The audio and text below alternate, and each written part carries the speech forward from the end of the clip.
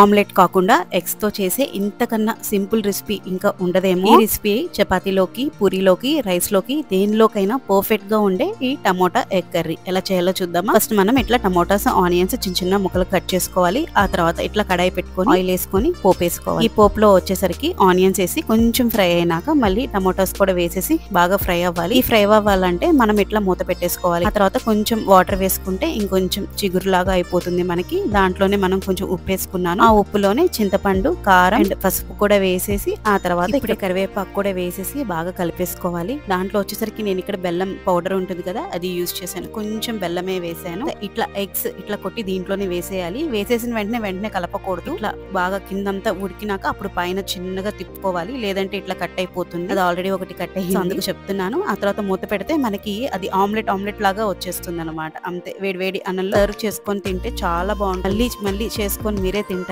మీకు కనుక నా కంటెంట్ నచ్చితే ప్లీజ్ డూ సబ్స్క్రైబ్. బాయ్.